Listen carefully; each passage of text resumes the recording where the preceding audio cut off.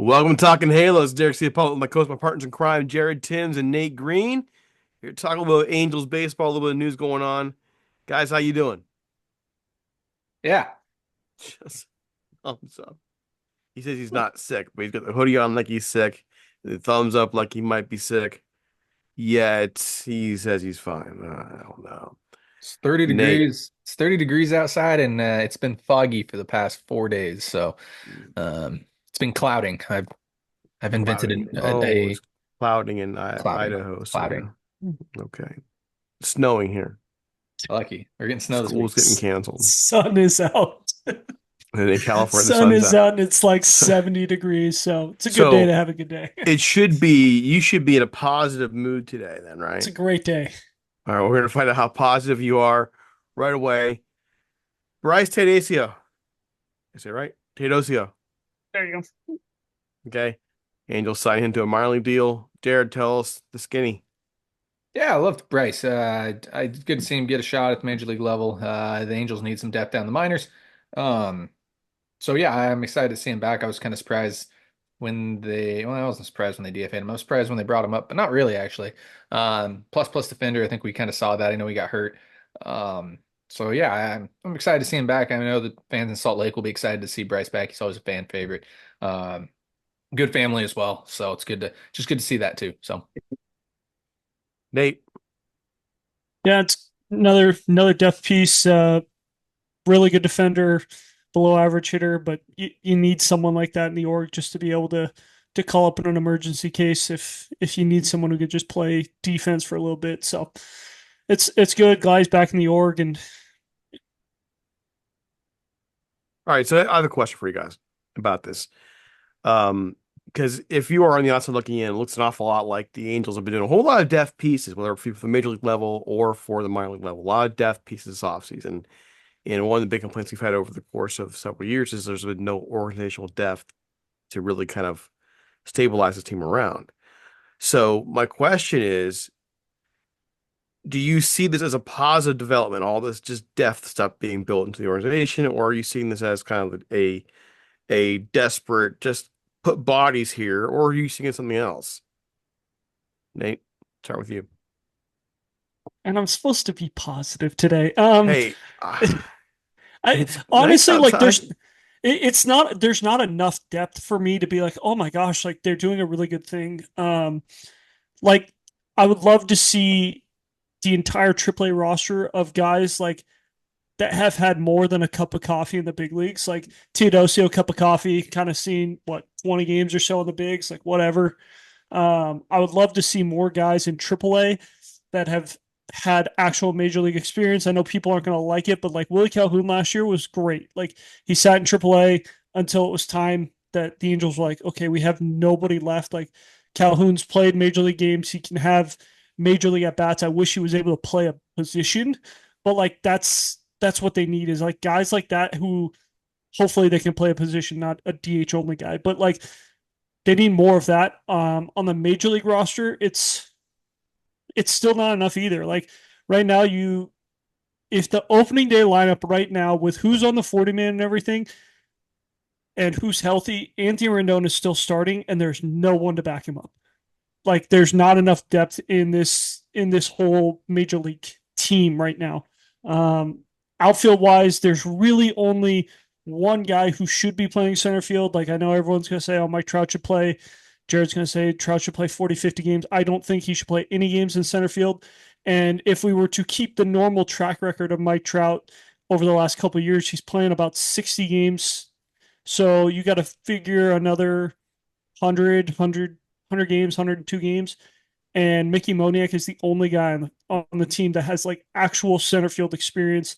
Adele's played a little bit, but Ward hasn't really played too much. Soler can't play center field. Like there are just still a lot of holes, and it's hard for me to get excited and be like, "Oh yeah, we've really built depth." When it's kind of like we've really just replaced the holes that we had. Like you could argue that somebody has kind of taken Drury's spot. Someone has kind of taken um, who am I like Calhoun spot. Like you can kind of say like we've gotten better versions of those guys, but we haven't gotten more of those guys, if that makes sense. Okay. Jared. I mean, forever everybody was asking, "Oh, the Angels need to get," they were saying the Angels need to get depth. The Angels need to get depth. I mean, start looking at getting a little bit of depth. It's not what you need it to be yet, but I mean, it's fine. They need impact, you know. Like at the end of the day, like you can add these pieces all day, but you're gonna need some impact. Whether that's on the pitching side of stuff, whether that's in the bullpen, whether that's in the lineup, in the outfield, infield, wherever you want to put somebody, you got to find some impact at some point. So it's good to see these type of guys. Like, I mean, Bryce Theodosio was an undrafted free agent. He was always a really good defender with power upside that didn't have the best hit tool. So, I mean, is that cool to see? Is that good to see? Let me get the Angels produce him. Sure. Um, but again, at the end of the day, like you can get these guys. I mean, I don't want to call Bryce or any of these guys dime a dozens, but there's a lot of these guys out there that you can make a team around. I mean, my favorite thing to say every offseason is there is a bullpen to be made in the free agent market for probably under $10 million dollars. Like you could make a pretty decent bullpen for under $10 million dollars in every free agent market.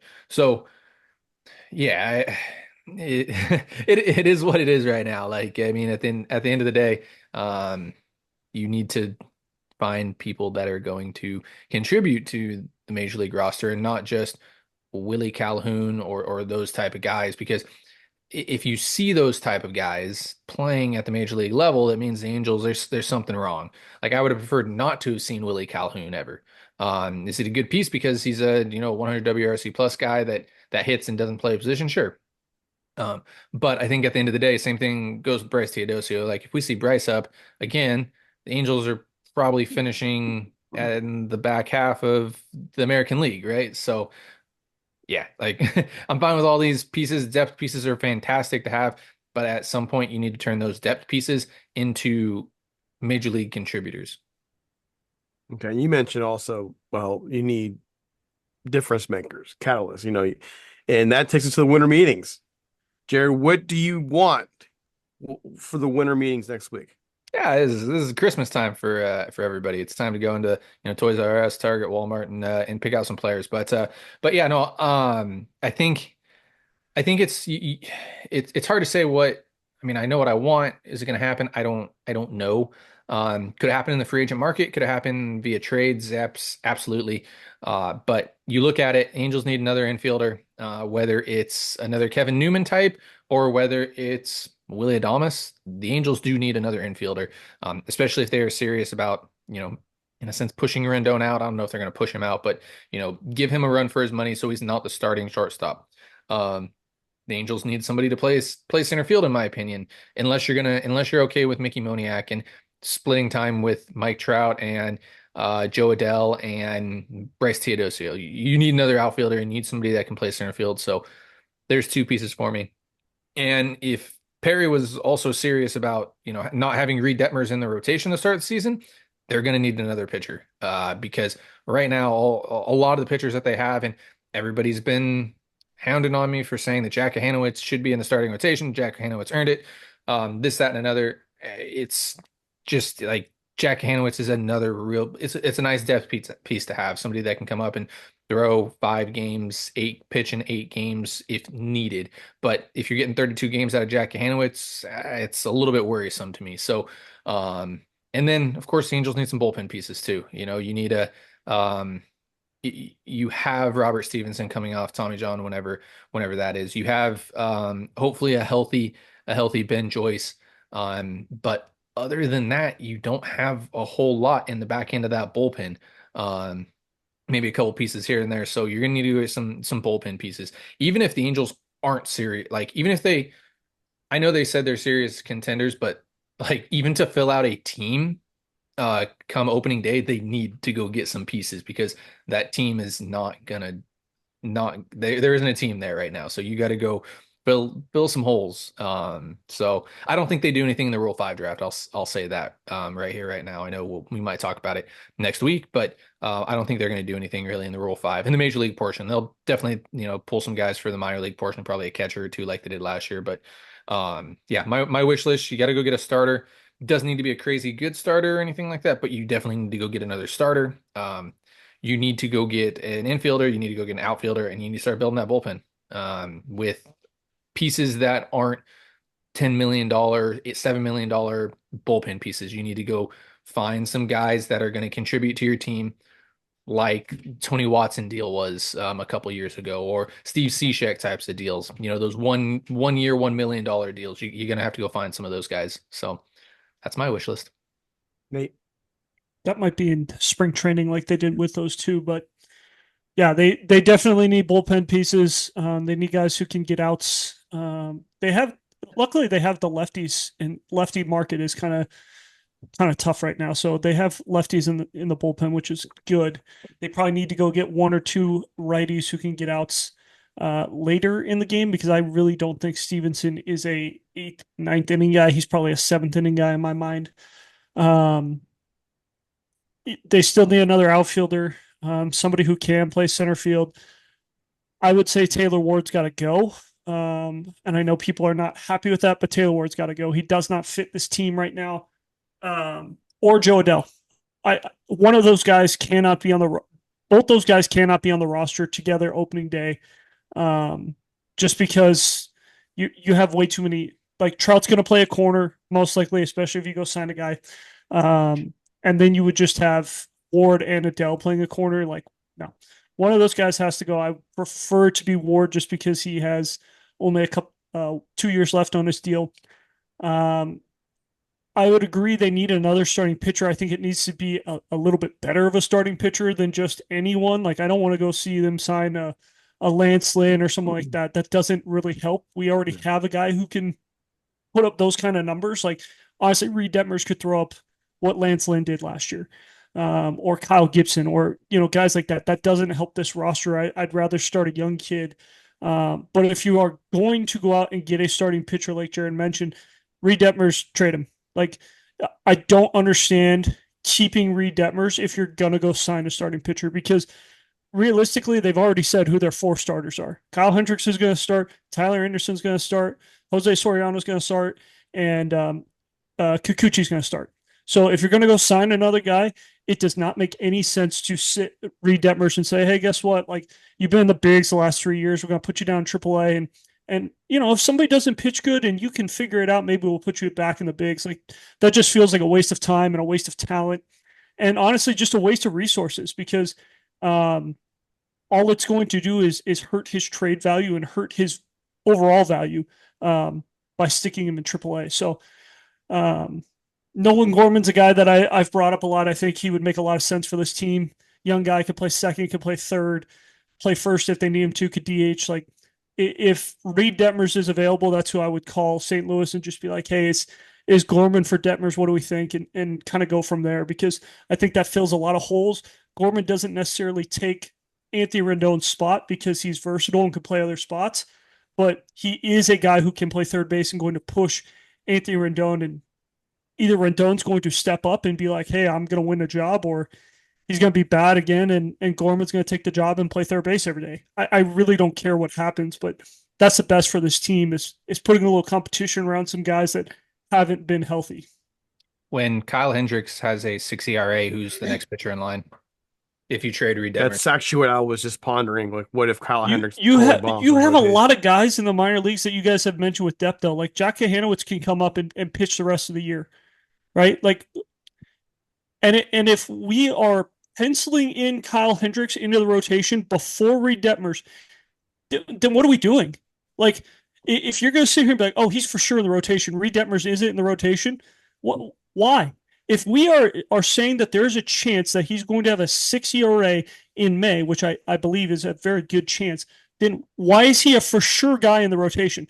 That is what blows my mind about this organization, is we're going to sit here and be like, oh, we signed this guy at $2.5 million. We're going to fix him. We haven't been able to fix one of our starting pitchers ever. We didn't fix Reed Detmers. We didn't fix Griffin Canning. We haven't fixed anybody, but we are going to fix a guy from outside the org, and we're going to make him good. Well, why don't you do it with your own guys then? Like, I think it's an absolute joke if we're going to bring up, like, oh, who's going to take over for Kyle Hendricks? Kane Dana can come up and pitch. Samuel Gary can come up and pitch. Jack Hanowitz can come up and pitch. Like, it really doesn't matter. But sitting Reed Detmers in AAA is not good for him, his development, or this org. In other words, go get some value for him if That's that's fine. just how it's going to be. All right. So my thoughts on it are I want a pitcher. I want an actual starter who's a little beefier than Kikuchi. Let's just say that. That's my main thought process. Pitching wins and gives you a chance at winning. So we haven't had good pitching in a while, and it just filters down from there. All right, so listener question. You guys ready? Listener question. Realistically, how many years do the Angels need to turn their farm system from bottom 10 to top 10? I'll speak first historically, and then I'll pass to the actual development guys. Historically, it takes about 5 years. And the Astros, the Orioles would be the examples of that. It takes about 5 years. I would actually argue it would take the Angels a little longer because of the way the new draft picks is set up. Right now, they would technically be 2 years in, and they've rushed those guys to the major leagues. So do some math there. Jared, go. Um, yeah, I definitely don't disagree with that. A normal org, to rebuild 4 or 5 years for sure. The Angels, I don't think they can do it right now with the way that they're pushing their guys. I was kind of hoping you weren't going to say that, because I wanted to say it, but yeah, I don't think that you can be a top. I mean, no, I don't think the Angels can be a top 10 org in the farm system with the way that they are developing and the way that they are pushing their guys up, because the best players that they are pushing up quickly are those highest ranked prospects. They really are. I mean, like, you look at a guy like Nolan Schanuel, probably a top 100 prospects in all of baseball still, right? I mean, if he's still in the minors, he's probably producing at a top 100 prospect. You have Christian Moore, who hasn't been up yet, but is a top 100 prospect. Caden Dennett, top 100 prospect. Trying to think of any other guys that you could really say that about. I mean, I guess Jack Hanowitz not really, but Samuel Gary, George Clausen. I mean, borderline top 100 guys there, that you're probably going to be pushing pretty quickly. So I just don't know. I don't know if the Angels can do it. I really don't. Like, I want to see them do it, and I'm not against what they're doing either. But I don't think that realistically, like, I mean, they get the number one overall pick and they pick Laviolette over Ethan Holiday, right? They're gonna push Laviolette up, and he's not gonna be in their top. He's gonna be a top 20 prospect right away. He's a top 20 prospect in all of baseball right away, if not higher than that. Laviolette would be. Um, and then that goes down the drain when you bring him up the next year. So yeah, the Angels could be have a good young core for sure, but top 10 farm system, I don't know if I see it. I think they've already done it on the pitching side of stuff, and I think we've already seen it. And I think if they can stay consistent with this on the pitching side of stuff, that's awesome. Because I mean, at one point the Angels weren't even producing pitching, and now all of a sudden, this is from Pipeline. They ranked them number four team, pitching wise and prospect pitching wise in all of So baseball. middling, What? basically. So middling, basically. Yeah, yeah. Yeah.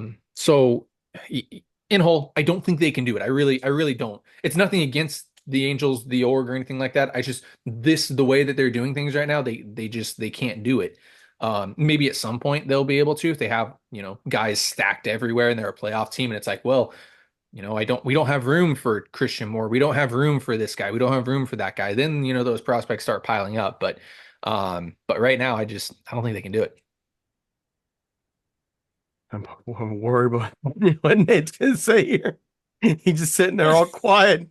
It's, You guys took my answer because it's impossible. They're not going to take any high school kid.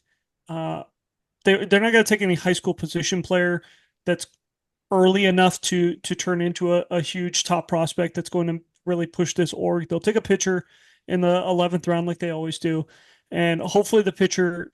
I mean, I know you said they were ranked fourth, but like there's a 14. difference between being ranked fourth and actually producing pitching. We need to see the pitching actually step up and be good, not just make the major leagues. So before we even get into that needs to happen. But the time to do this was 2 years ago when they had a chance to move Shohei Ohtani, or 3 years ago when you had a chance to move Shohei Ohtani. That was the way to get this organization to be a top 10 prospect. And that's not going to happen. You can't bring that guy back and trade him. So it's not possible for the Angels to do this, just like Jared said, because they just push everyone so quickly to the majors, and they're never going to have enough guys in the minors together to be like, oh, this is a good team.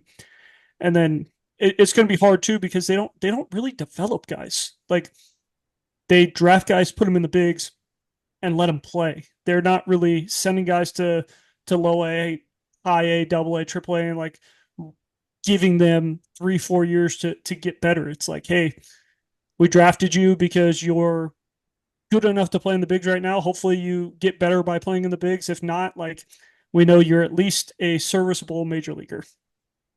To really, I think, to give the a clearer question, because someone may take how we're saying this and say you guys are being really negative. Listen, to do a complete organizational rebuild at the farm level, it takes a full commitment across the board. And that's what we saw the Astros do, and what we saw the Tigers do, and what we saw the Orioles do. The Royals have done it. And that's a process where you basically tell your fans, we are going to lose 100 games for the next 4 or 5 years while we're rebuilding this thing. And even some of the rules have changed for that as well, which we've talked about in previous podcasts. It makes it a little more difficult. So to answer the question, 5 years, yes, but in reality, it'll take that commitment. And really, can the Angels right now do that the way they're structured? And that's why these guys are saying no. And it's not that anybody here is being negative about it, but is there potential there with the guys are bringing up? Yes. And can the Angels move forward from here and begin that process in a way that is productive at the major league level? Yes, it's called spending money intelligently. And the problem is they haven't always done that. So that kind of leaves you wondering what they're going to do next. Any closing thoughts, Jared? Yeah, I'm gonna bold prediction here and say that the Angels trade during the winter meetings a young player. I Kind don't of a think that's bold. a bold prediction. I don't. Well, I mean by young, I mean I think that they trade someone like a Nolan Schanuel or a Christian Moore. That would be my boldish For prediction. who? Like not for who, but give me like a profile of what they're going to look for.